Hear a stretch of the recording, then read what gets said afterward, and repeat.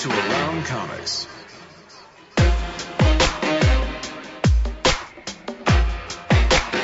Comics.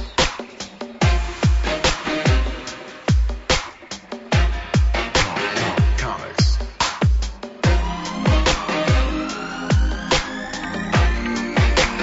Comics.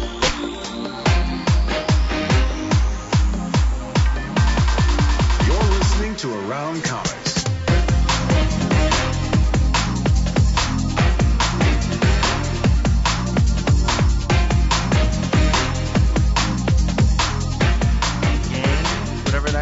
Oh, yeah, whatever. He's like the candidate for people who think like Elon Musk is an actual genius. Yes, he is. He is Instead of just being rich. He is the Silicon Valley candidate. It's like, okay.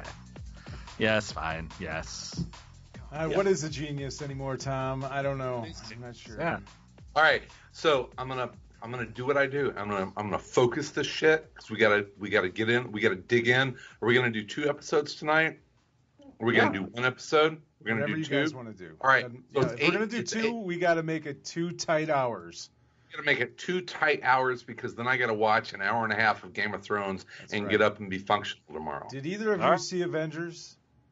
No. No. Oh boy. Okay. But did you see it? I did.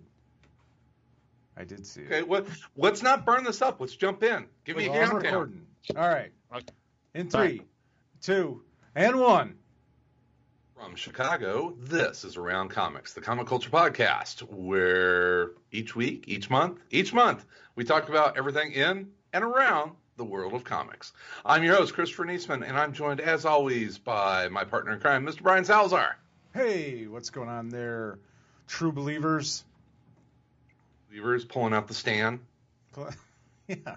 Hey there, true believers. Excelsior! I'm dead, but I still made $1.2 billion. Did he? Good for him. Well, Avengers made $1.2 billion in the opening weekend, the largest. Holy shit, really? Yeah, the largest opening of all time. I knew it would be, but gee, we'll come back to that in a second because I actually have some good friends here in Milwaukee that work for the Marcus Theater system, and they had some apprehension just because of the runtime of the movie. That I was like, oh, it's going to be the biggest movie of all time. They're like, dude, it's 3 hours. Yeah. So it didn't slow anybody down. I saw like articles where people were like, when's the best time to go to the bathroom during the Avengers? It's like the Avengers isn't the first 3-hour movie, nor is it the first thing that's ever taken 3 hours to happen. It's like, do you just like piss your pants all the time? Like, my daughter did not drink anything. You wear pants. You don't miss anything. My daughter did not drink anything all day. There's some old comic book fans there. I mean, there's going to be some Depends needed. There's going to be large amounts of soda. I saw those. I was like, I mean, come on, Is this really like an issue, or it's like one of those things where people are like, "Oh, it's so long. I have to know if I have to go to the bathroom. When's the right time to go to the bathroom?" It's like it's just 3 hours. So before I get into this, and our recurring partner in crime, Mr. Tom Caters. Hi, Tom. Hi.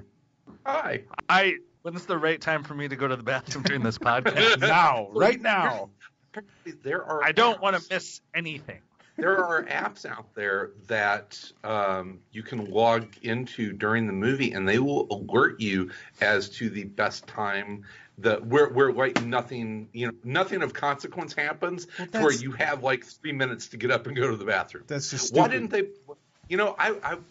My wife went and saw Gone with the Wind. About 2 months ago, they were doing a big like 70 millimeter. She didn't get spoiled. She didn't get spoiled by. Yeah, I know. Yeah, it's spoilers. Everything burns. 75 years later, Scarlet comes out stronger. But she went and she saw the movie, and it was the big 70 millimeter re-release of Gone with the Wind, and I told her, it's like, there's going to be an intermission, and she was like, okay, that's great, because it's like a 4-hour movie. It's like, would it kill them for anything around 3 hours, about the hour and a half mark, to say, you know what, we're gonna have a 5-minute intermission here, go to the bathroom? It went by pretty quick. My daughter Did not drink anything like 3 hours before time because she was concerned. That's but and she did have to go pretty good afterwards, but she made it, and it went by pretty fast. It's a pretty fast 3 hours. Mm-hmm. I feel like it's not so much when people talk about like the infantilized, like sort of like adults being treated like children. It's not so much the comic book movies. It's like the fact that there's adults that need someone to plan when they have to go to the bathroom to avoid. It's like, just go before the fucking movie starts, like any adult does. Like, do you really need an app to tell you, like, how's the alarm? Someone please set an alarm so I know when to piss. Don't go to a bar before you go to the movie. Or if you do, don't break the seal, you know? Or just go. You're going to see the movie like 9 million more times. Yeah. Like, you're probably going to see it 50 times over the weekend. It's going to be fun. Yeah. So over under on times that Pat Loika sees this movie. Oh, Jesus. I have to say, I mean, not to get into any kind of review of it, but I absolutely loved it. I thought. Okay, you're happy with it. I thought they killed it. I thought they absolutely killed it. It was everything I could have wanted to sort of wrap up 10 years of movies, and I thought they did a great job. There was so much going on, but there was also just like tons of emotion and great moments for each character. Awesome. I loved it. Absolutely loved it. Could not ask for anything more. So I think Pat will probably go see it at least 15 times because he is. 50. I'm putting the over at 75. I don't know if he can afford that. So, speaking of spoilers and big events, I want listeners out there to know the level of dedication and sacrifice that this show goes through, because as we record, Game of Thrones is on right now. I'm watching it as it's on. I'm just you can't kidding. do that. Sounds live blogging it. I'm live blogging. Yeah. No, continue. I was gonna say one thing that all this discussion about spoilers and the Avengers, it reminds me of an article I saw a friend of mine retweet this week. That's from I'm looking it up right now, from the University of California, where they did a study about spoilers, about whether or not knowing the ending of a story affects how much you enjoy it. And I'll send this to you guys. I think I retweeted it on my Twitter. But in almost every case, spoilers made people enjoyed the stories more knowing the spoilers at the end. Really? Yes. And they did a bunch of different approaches to it. Like they did. You can read the whole article, but they'd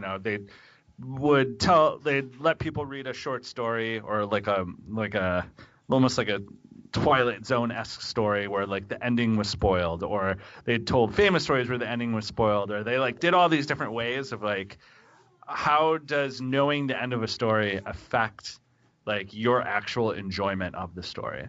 And they found that in almost all cases, people liked the story more. And the example they give in it is that spoilers for the Usual Suspects. But if you know that Kevin Spacey, it's fucking 20 years old. Yeah, if you know that Kevin Spacey is Kaiser Soze, you actually enjoy the story more because you're more focused on what the director and everyone's doing to create that story. So like you're watching it and you're not spending the time trying to like cognitively like solve the mystery, right? Like you're spending more time enjoying like the plot and like the twists and turns of it, which is interesting, right? Like we spend a lot of time like constantly being bombarded with don't share spoilers, don't say anything about the end. What is a spoiler? Saying that you liked it, is that a spoiler? Like giving Sal any has information. spoiled the Avengers for me. I know that I may enjoy myself. Well, I now. mean, since that study is saying that people like knowing the end, then you guys won't mind if I tell you that the Hulk fucks Thanos to death, and that's how it ends. But it's- so you know, enjoy the movie. No, I think it's interesting, Tom, because you look at a lot of properties out there, and whether they're based on a graphic novel or a comic series or a novel or whatever, a lot of people will go to a movie. It's like whenever they made 50 Shades of Grey, it's like all of the women flooding into that theater knew what was going to fucking happen. Yeah, And so, Shakespeare. Right? People well, go see so Shakespeare I go things. Not 50 us, Shades but- of Grey, and you go Shakespeare. Thanks. Yeah, exactly. I masturbate That's to Shakespeare. everything you need to know about the two of you, I think. Right Yeah, I there. masturbate to Shakespeare, not the sort of tawdry modern stuff. But I think it's an just- interesting idea because with a lot of what I've read about sort of storytelling and keeping people interested in a story, the mystery is kind of what keeps people going, or through a story. It's one of the ways to get someone to hook them and keep them going through a story is if there's mysteries involved. But that's more, I guess, maybe for actual mystery stories or thrillers.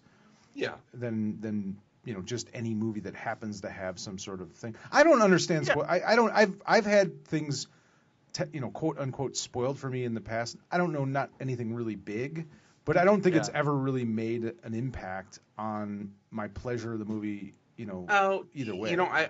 I think with especially with movies, because it's a contained like 2-ish hour piece of work, where if you see something for the first time and you have it revealed in real time, like Usual Suspects or The Sixth Sense or something that has a reveal at the end,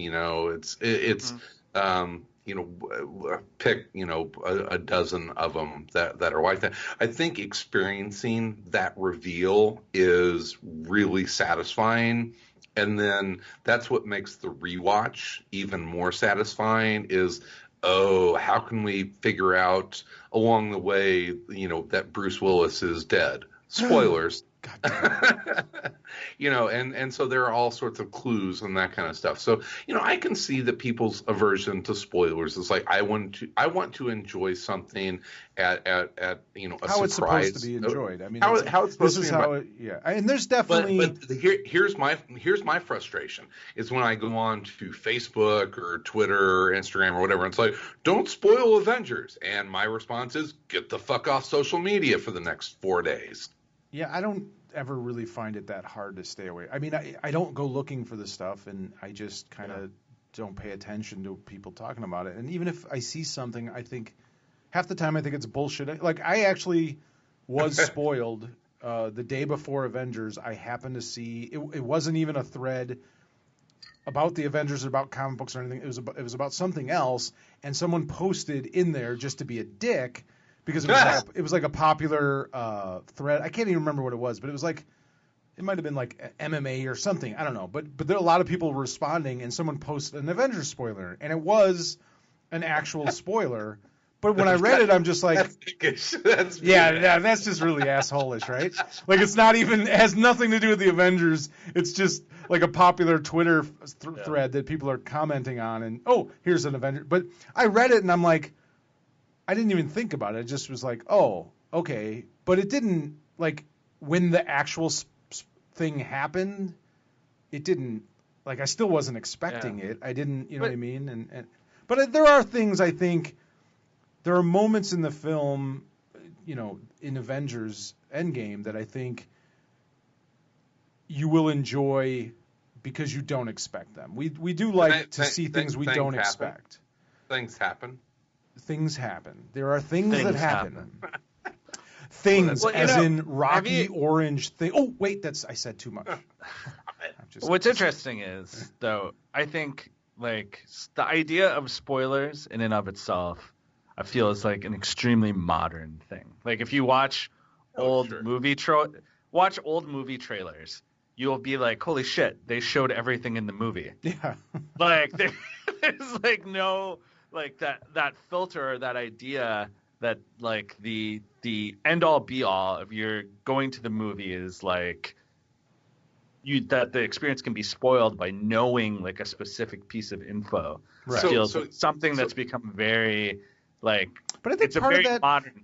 is like people experience movies differently now. Yeah. Than they don't sit through a movie, experiencing the movie. They sit through a movie waiting for the little Easter egg at the end after the fucking credits. And you can kind of blame Marvel for that. It's like people are almost just waiting for the next moment, waiting for those little Easter eggs, and not even experiencing the film. I think is part of it, and obviously the internet and how we've changed and how we communicate with everything. But that brings up another thing that just kind of goes into popular culture and that kind of stuff. What do you think about? I think we had even mentioned it on a month or two ago about Steven Spielberg's stance that streaming services, their movies, unless something is widely released on big screens,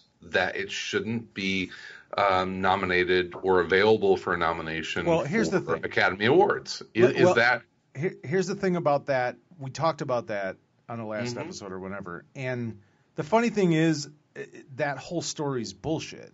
He said that like years ago. And it got brought up again, but he didn't say anything about it again. It was a news site just like creating controversy with something that he said, I don't know, 6 years ago. I'm fucking shocked. Yeah. Okay. So there's a little fake news, non-story. Fake news. A movie is a movie, and we'll leave it there. So we're now going to spoil Avengers. What? But No. you'll still enjoy. Because you will enjoy it more if you know what happens. You'll go there and you'll fucking see it anyway. Yeah. Let's One talk of the about things. Wait, before we move on though, okay. real quick. I know you're pushing us along, but just going back to like the trailers you were talking about, Tom. It brought up something I remember. Do you guys remember the movie? It was a really terrible. During that whole period of time when they were making spoof movies like Airplane and Top whatever flight. Airplane is goddamn work of genius. No, Airplane's brilliant, but they made a bunch of them after that were not so good. Yeah. But there was one with Val Kilmer where he was a spy during like Nazi Germany. It was called Top Secret.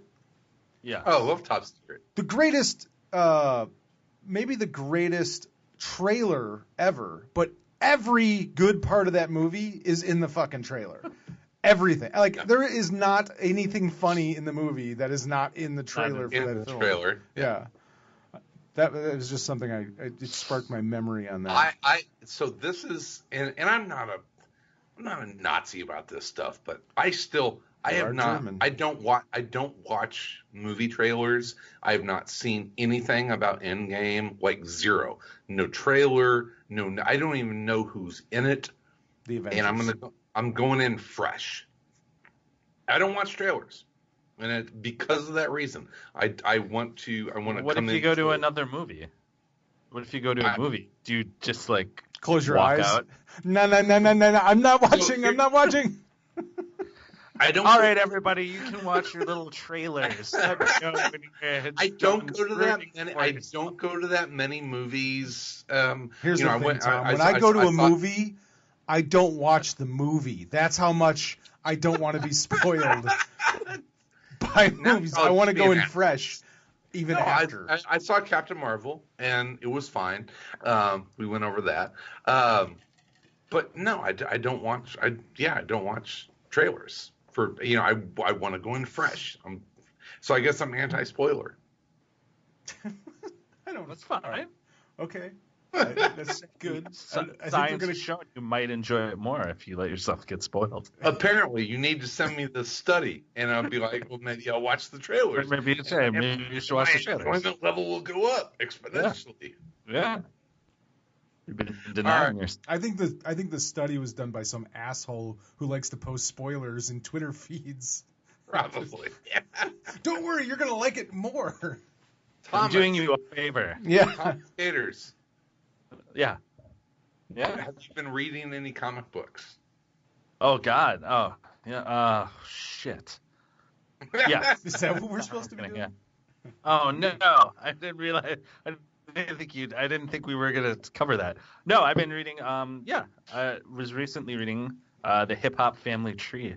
Got that from the library. Yeah. Ooh, I need to run upstairs to my bedroom and grab my copies. I keep them in my bedroom. I don't think it's Yeah, necessary. I think Yeah, it's fine. I'm not going to quiz you or anything. I watched Pisker's inside. awesome, isn't he? Yeah, it's great. It's awesome. They're really they're great because I think like it makes me think of not this is might seem like a tangent, but it's not. The baseball documentary by Ken Burns, right? Mm-hmm. So great documentary, covers years and years of stuff, but there is a palpable difference when it goes from when all they have is still pictures and radio to when there's TV, right? And all of a sudden you can see video of like players doing things. right. And you're like, oh, okay, this feels different now. Like a lot of hip hop documentaries, the problem is like, I feel like they always want to rush to the stuff where you can start seeing people doing things, right? So like, it's like, let's get to Run DMC because everyone knows Run DMC videos. And now we have things to look at, right? Like it's hard. Yeah, it's hard to like, it can be hard to like capture the origin of something when you don't have like raw materials, right? Like you either don't have the people or you don't have footage of it or there were no pictures of it, right? So it's like sort of mysterious in a sense, like exactly how, hip hop started. I mean, people know, but there's not the like raw material to make a documentary out of all the time, right? So when you watch like a hip hop documentary, you'll see people talking about stuff and maybe they'll have a picture of people, but it's like kind of divorced a little bit from it, and it's like, okay, now we set it up. Now we go to the stuff that everyone is like, oh yes, that's Run DMC. They have their Adidas on, right? So it's like, what's interesting about it is by doing it in like a comic form, it makes all of it as real as any other part of it, whether or not you have like the primary like raw material to make a documentary. It's like, no, this stuff is just as real as what happens later. Yeah. And it's all, created in the same format and it's created in that sort of comic book vibe. So it feels of the late 70s, early 80s. Mm-hmm. And it creates a cohesive story of the evolution of hip hop. Yeah. And it's a very, it does a great job of sort of bringing to life all the different like threads of hip hop culture, from like graffiti to the music to like what was happening in different parts of New York. And, it tells it like it's like an origin story, right? And it's full of big characters and it's perfect for a comic book. So I've been really enjoying it. It's been something I've been meaning to read. And I always find the history of hip hop interesting. I feel like this is a really like one of my favorite ways anyone's ever approached like the origin of it, right? Has there been a better history of hip hop presented either in documentary or audio form than what Pisker has done with Hip Hop Family Tree? I mean, it's amazing. I think what he's definitely done is done a great job of the origin. Now, like once you get into later stuff, I do think there's been some really good documentaries about hip hop, just because so many of the people it's such a relatively new art form, right? So like a lot of the people that are involved. Not so much, Tom, we're getting old and we're going back to really the 70s, so we're looking like it's close to 50 fucking years now. Yeah, but you can still talk to Ice-T. Or like, slow down. Maybe they weren't there at the beginning. Not Beethoven. Yeah, but like, yeah, exactly. It's like, well, he was pretty close to the beginning. Okay, so yeah, a lot of those people still around. When Notre Dame Cathedral burned down, there were not hip hop tracks that were lost. Lost in it. And also those guys have been interviewed so many times about so many things. There's so much like material from them talking about it. That it's like a very. To me, like this was a really great way to cover sort of that beginning portion where there isn't all that material, before they were making hip hop records, right? Before there was hit records, before like sort of everyone knew what hip hop was, like covering that origin story. I've never seen anything really do as great of a job as this, of like capturing all those different elements and making them feel real, as opposed to like this seems like it was in ancient times, and yet it was only 2 years before all of a sudden you're seeing hip hop music videos and stuff like that. Like that gap in in between, like, here's all this stuff that we see and here's the mysterious origins. Like, it does a great job of like taking those mysterious origins and kind of laying them out in an interesting way.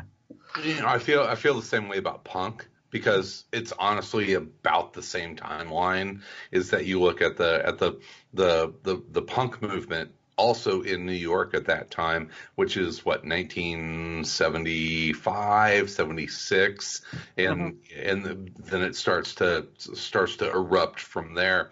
And the whole hip hop thing is coming out of New York the same time. And so, yeah, it's fairly current in that it's within our lifetime. But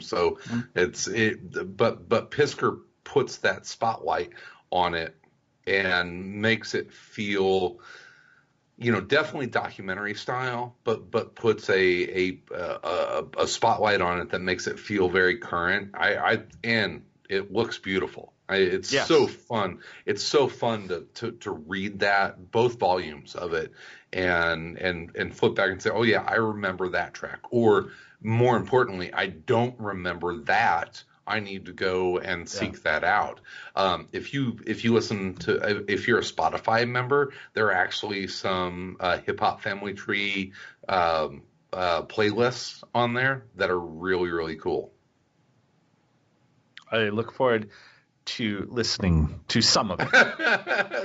To some of them. Because there is the gap between when, the rapping over a breakbeat was simply a thing to occupy space, and there was no thought behind what you were saying, right? It was just like, and he covers that, right? Like, people were just kind of like coming up with silly rhymes, like people didn't have no one had like started telling stories with it or whatever. There wasn't much. So like that stuff there. Yeah. So that stuff is fun, but then after about like 20 minutes, you're kind of like, oh God, I don't know if I can listen to anybody else talk about, hipping to the dipping nonstop. It's like, oh my God, please. So let's fast forward a little bit. We're gonna hip. I'm gonna run and grab To the hip you and all. I would take that over pretty much anything that calls itself rap in this day and age. For the love of God, it is.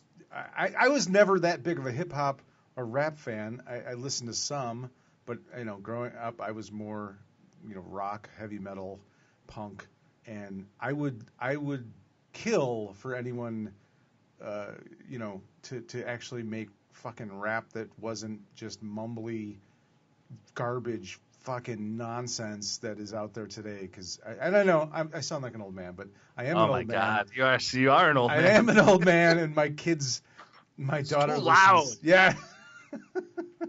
Can't even understand what he's saying.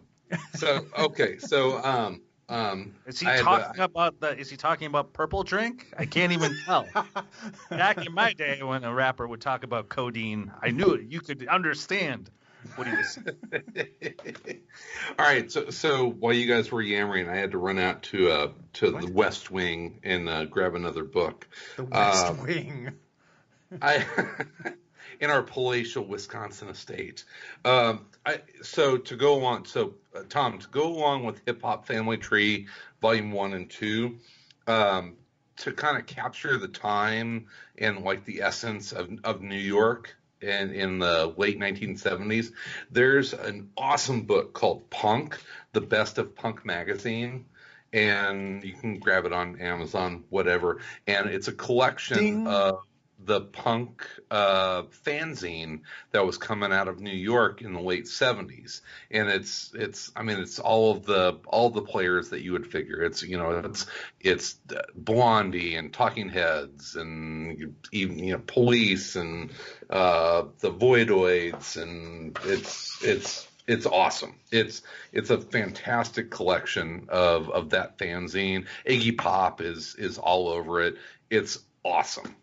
Pick it up if you have a chance. And it goes to find to get an idea of, and I didn't live in New York at that time, but I What? think yeah, I know it's amazing to get kind of a little snapshot of the music scene to go along with Hip Hop Family Tree. Get Punk the best of Punk magazine. It's awesome. Punk's You heard dead. it from Chris. It's awesome. It's awesome. Well, I was in You New heard it? York in 1978, and You it were wasn't. not. Punk was already dead. You were not. How Shut would up. you know where I was at? You were don't like know. 5. You don't know me. I was 7, actually. Mhm. I lived in New York for 8 months. Did you really? Not that you know. I did not know that. All right, Sal, Yes. what have you been perusing over the last month or so? I don't know. Not a lot. I honestly, this month has gotten away from me. But have you guys been reading, or have you read at all, Paper Girls by Brian K. Vaughan? Has anyone? Yeah, I read the first volume. I dig it. I'm gonna go back to it. Yeah, I'm like 3 volumes into it. You can get it on Hoopla, so I've been reading it. I've enjoyed that a lot. As we've already mentioned, I'm an old guy, and nostalgia has. What? I don't know what it is, man. Lately, like I didn't enjoy the '80s when I was in them, but now I can't get enough of anything related to the '80s or that bring me back to that time period. So I listened to bad '80s music that I hated. Like 18-year-old me would punch me in the face if they caught me listening to the music that I listen to now. Do you have Netflix? I do have Netflix. Of course I have Watch Netflix. Who the fuck doesn't have Netflix? Watch a series called Red Oaks. You'll fucking love it. Oh, I've watched. That's Amazon, not Netflix. Yeah, dude. Oh, it's on Amazon? Yeah, Is it Amazon? Man. That's Yeah. the golf. Do you- The golf. Yes. Yeah. Oh yeah, I blew through it's that great. for sure. Did you like it? Oh yeah, loved it. Yeah, Loved it was fantastic. Yeah. I loved it. Anything I'm like sorry, that. Amazon. Anything 80s related, I just can't get enough. Especially like kids, teenagers during that time period, and anything sci-fi. So you're a big Stranger fans. Oh, of course. Yeah. I mean, that's without them like aliens, hopping dimensions and killing people. Other than that, that's pretty much my childhood. Like growing up in the suburbs, riding BMX bikes with my friends, playing Dungeons and Dragons, and doing stupid shit and trying not to get caught by our parents. That was pretty much my entire upbringing. Sure. So any of that stuff I absolutely love. And Paper Girls is in that same vein. Of course, it's the Brian K. Vaughan adds his own special sort of twist to it. There's a couple of different twists in this series, but and it keeps kind of getting weirder and weirder as things go on, as it progresses from one volume to the next. You're never quite sure where it's going. You kind of think you have a handle on it. It almost seems cliche in the beginning, but he does enough weird stuff with it and changes stuff. But at the heart of it, it's this group of kids, all girls, who meet through shared paper routes, which is something that I don't even think exists any longer. Do kids deliver papers anymore? I don't think. I haven't seen a kid paper delivery in forever. Yeah. It's people throw them out of vans now. The only thing, Everyone's gotten so soft. And bunch of snowflakes, Tom. There's just a bunch of snowflakes out there now. No, I just mean it's a different era. It's a different time, obviously, and it's funny to me somewhat that this stuff is so successful because you just see a lot of it now. I mean, we just mentioned 2 or 3 different shows that are all set in the 80s and kind of the same sort of. Did anybody see the Bumblebee movie?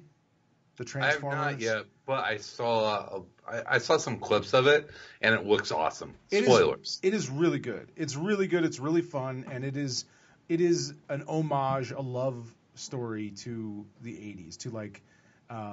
It's easily the best Transformers movie, in my opinion, that they've made. And I thought it was really good. I really enjoyed it.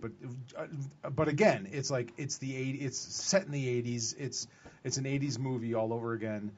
Cobra Kai, the resurgence of the Karate Kid, and Johnny Lawrence. I mean, I just watched season 2 of good. that. Yeah. Oh, it's so good. Oh, it's awesome. It's so but good. it's funny to me that this stuff, there's so much of this stuff now out there, and I'm just like, go back to when I was a kid, like, did that stuff exist for my parents? Were like they making movies or TV shows? I mean, granted, there wasn't as much being made, but I'm trying to think of like nostalgic stuff in the 70s. Were they bringing up stuff from the 50s? I guess there were, right? I mean, you had stuff. Maybe in a way. In a way, yeah. But it's just interesting that you see so much of it now, more than I think ever before. But this is right in that vein. And if you like Stranger Things, if you like that kind of thing, one of the things with all of these shows, and I think it's just or all these stories, these kids, whenever it involves kids, the one thing that always sticks out to me is like how shitty most kids' lives must have been. Like all these writers, like their teenage years must have really sucked because every character is like tortured. Like everyone they run into is an asshole or trying to rape them or kidnap them or just treat them like shit, or call them names or whatever it is. There's just like constant harassment and bullying and torture of kids. During their teenage years, and I'm like, I had a great childhood. Like I didn't have any of that. I don't know where were all these. I think a lot of them had good childhoods, but there needs to be drama. They have to have conflict. It's just kind of funny when you look at like Jesus. Every teenager, like everyone they run into is terrible, horrible person, horrible human being. They have Otherwise no one to rely boring. on but themselves. They have no parents are all alcoholics or just not home or Everyone's a disaster. Yeah. They're all horrible. Yeah, pretty much. But it's a really good story. The art is really good, and it's Brian K. Vaughan, so it's very layered. That's the thing I think he does, so well is he just keeps layering stuff throughout the story, and you might read something in the first few pages that you don't understand, but by the fourth volume, it's like, oh, it harkens back to it, or stuff starts to make sense, and he seems to have a great ability to. He must have great outlines. Like he must really outline his. I think coming in, it's whenever you read page 1, it's not where he started. There's a plan there. Yeah. And it's everything that I've ever read of his is that I think I don't know if this is for sure, but I have a feeling that he is the kind of writer who has an end in mind when he starts a story and he works back from there. Yeah, and I think I agree with that. I absolutely agree with you on that because I think there's a couple of different types of writers, and the other type is they just wing it and they start writing and they see where the story takes them. And maybe they go, okay. Yeah. Okay, I hope this works. Oh, shit. Oh, shit. And it's interesting because I think, both have its merits. And it's just whatever somebody's process is. It's funny. Like I wrote a short story about a month ago, and it was just like an exercise. It was about it was based on this drawing. Somebody had done a drawing on a website, and they're like, "Hey, write a story about this little girl." And so I just started writing the story, and I had no idea where it was going to go. And like I knew from the beginning, I'm like, "Oh fuck, I just wrote myself into a corner." From like the first paragraph, now I have to figure it out. And so it was that kind of experiment of just like, okay, can I figure this out? Can I make this work by the end of it? And I did, and it was really, kind of exciting to do it that way. But I've always been the other type where it's like, I want to have an outline. I want everything figured out. I want, the complete story in my head at least before I even put down one word. And that's always been almost a roadblock, you know what I mean? Because it's like, I don't want to write anything until I know I have it all figured out. And I think Vaughn does it. He must do it extremely well. Yeah, and I think he does, and that's it's something.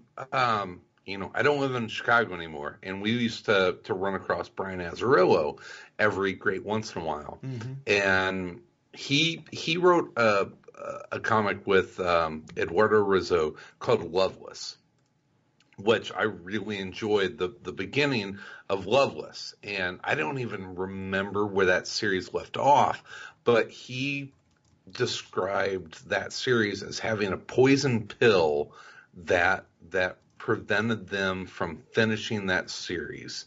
And I've always wanted to ask him what that was, because I look at like stuff like Brian K. Vaughan, and I look at a series like Why the Last Man, and it's like you had to have that ending in mind whenever you started that series, 80 issues beforehand.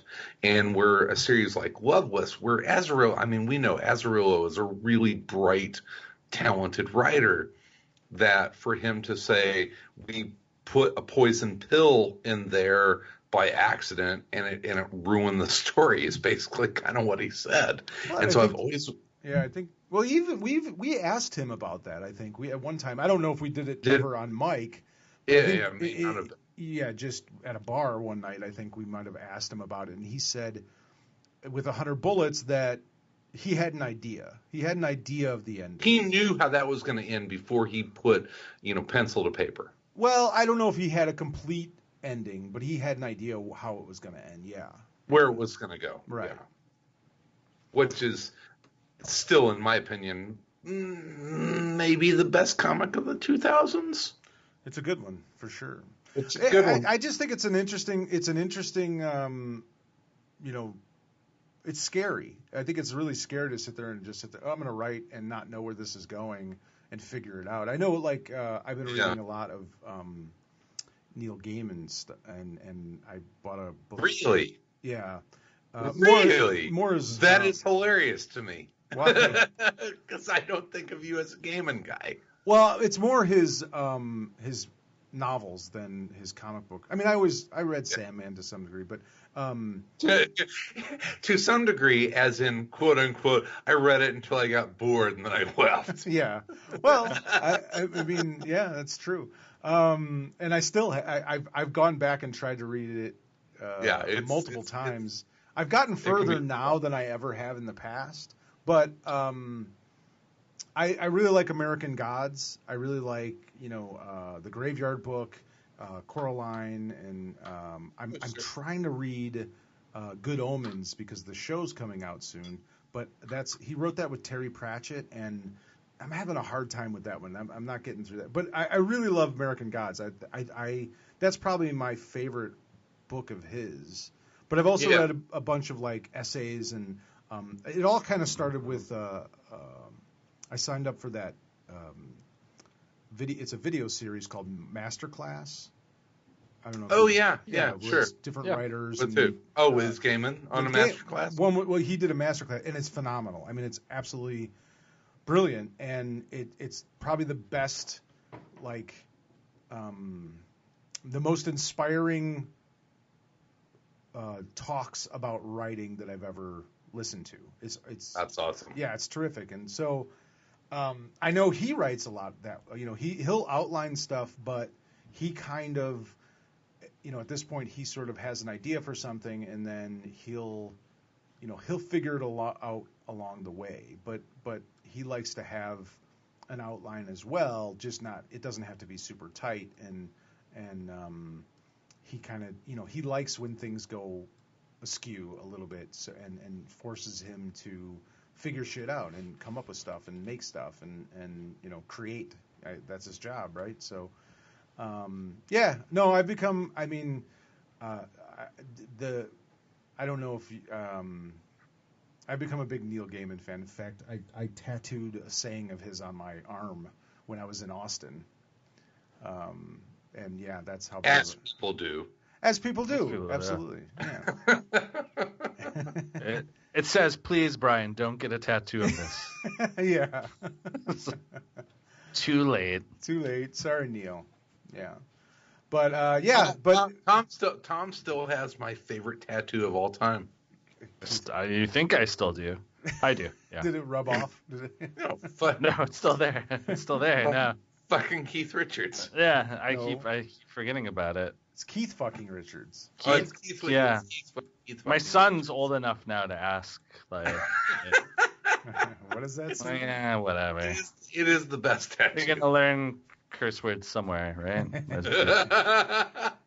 There's nothing wrong with words. There's Well, worse things. I'm so happy that you have children and you have to explain that tattoo to them. Yeah, it's like Well- there's, I had to bring everything back to the 70s and to a low level. I was watching the Rock and Roll Hall of Fame with my daughter. Yeah.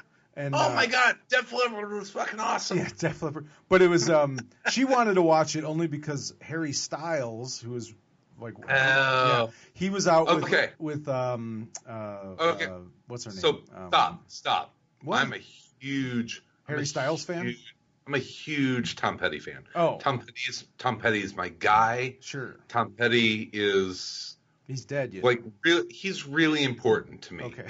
And for someone like Harry Styles to come out on stage and say, you're going to step in for one of the greatest singer-songwriters of the last century and not upstage the person who is being inducted into the Rock and Roll Hall of Fame. And so you have to perform exceptionally well, but not too well. Good luck, kid. I was fucking blown away. He was fan-fucking-tastic, and I never, ever, ever thought I would say that about Harry Styles. Oh, well, there you go. Well, I will say, my daughter's a big fan, and that's why she wanted to watch it. And he at least, is a musician and writes songs and sings. Yeah. And, so she could have worst taste in teen sort of music idols. But anyway, I never thought I would be a One Direction fan, but for him to come out and do that, you're a One Direction fan. Well, you and my daughter, my 17-year-old daughter, my 16-year-old daughter, have a lot in common. Apparently, she's looking at tickets to see Harry Styles. Anyway, to go. I'm downloading a Harry Styles album right now, guys. Well, the story wasn't about Harry Styles, but Tell me more about Harry Styles. yeah, it was great. Anyway, the reason I was watching it, it was just on. She wanted to see Harry Styles because she was playing with Stevie Nicks. And so we're watching them play, and I'm watching Stevie Nicks, and I'm dragging my heart around.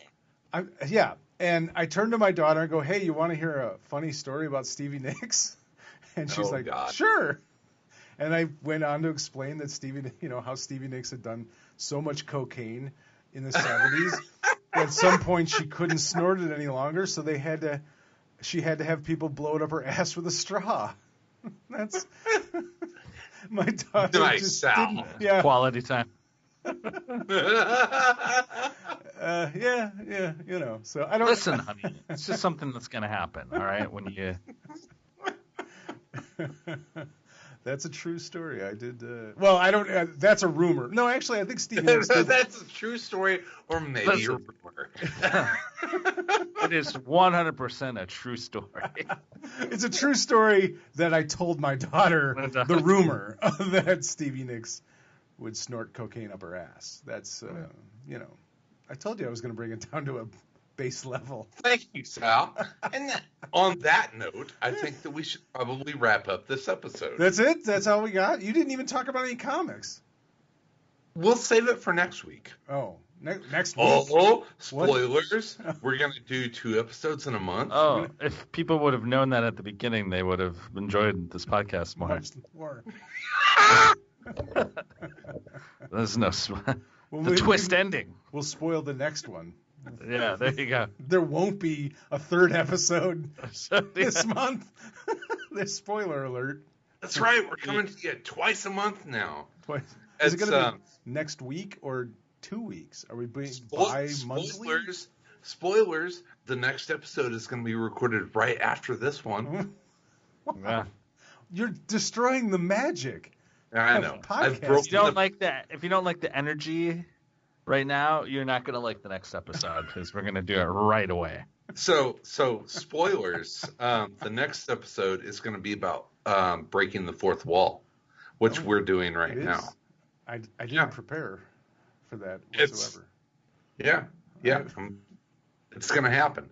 All right. So this episode of Around Comics is brought to you by no one. How much mead have you had in preparation for Game of Thrones tonight, Chris?